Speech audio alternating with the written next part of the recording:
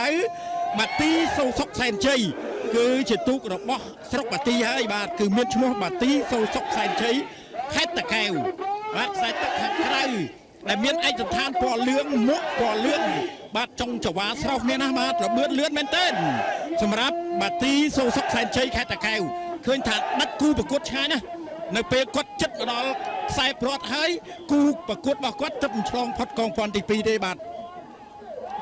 សុំមេត្តាបន្ថែមលបឿនទៀតមកហនុមានដេជោសែនជ័យបារមីពោមាសខេត្តកណ្ដាលបាទដែលមានឯកសណ្ឋានពណ៌ខៀវទឹកសូសុកសែនជ័យខេត្តតាកែវបានមកដល់គូទី77បាទគូទី77ខ្សែទឹកខាងក្នុងបាទីសូសុកសែនជ័យគឺស្រុកបាទីខេត្តតាកែវខ្សែទឹកខាងក្រៅ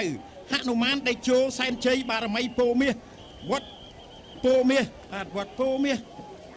ស្រុកលវាអែមខេត្តកណ្ដាលបាទលឿនល្អណាស់ខ្សែទឹកខាងក្នុងដែលមានឯកសណ្ឋានពណ៌លឿង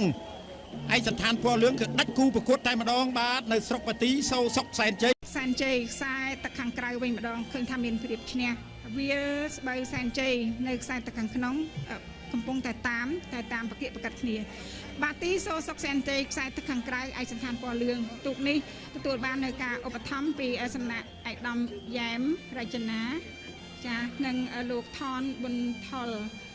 លោកស្រីពៅសុជាតិផងដែរនៅទឹកប្រាក់ចំនួន$3,400សហរដ្ឋអាមេរិកជំរាបជូនបានចាបាទីសូសុកសែនជ័យខេត្តតាកែវចាដណ្ដើមបានជ័យជំនះលើវាស្បូវសែនជ័យដែលជាទូកចំណែកឯទូកគូទី83ក៏បានមកផុតកងពាន់ទី2ហើយដែលខ្សែទឹកខាងក្នុងមានឈ្មោះថាហេងរតនាសែនជ័យបារមីកូនកាមហាលូនចាកូនកាមហាលូនជាទូកខេត្តកណ្ដាលទូកខ្សែទឹកខាងក្រៅបាទីសូសុកសែនជ័យដែលជាទូករបស់ខេត្តតាកែវទូកខ្សែទឹកខាងក្រៅគឺឯកសណ្ឋានរបស់គាត់គឺមានពណ៌លឿងមុខពណ៌សរំលេចទៅដោយចុងច្រវាពណ៌សចាគឺលបឿនរបស់គាត់លឿនលយខ្លាំងមែនតែនហើយគាត់ខំប្រឹងចៅគាស់លឺសូរតែព្រឹបតែម្ដងចំណែកឯទូកខាងក្នុងគឺគាត់មិនអន់ប្រមាណដែរគឺគាត់ខំប្រឹងប្រែងខ្លាំងណាស់ដែរប៉ុន្តែគួរឲ្យសប្ក្នុង154បាទីសូសុកសែនជ័យតាកែវបាទឥឡូវនេះបាទីសូសុកសែនជ័យខេត្តតាកែវដែលស្ថិតនៅខ្សែទឹកខាងក្នុងឯកសណ្ឋានពណ៌លឿងកំពុងតែមានព្រៀបបាត់ឈ្នះដាច់តែម្ដងប្រមាណគូនេះបាទឃើញថាខ្សែទឹកខាងក្នុងឈ្នះដាច់ឈ្មោះថា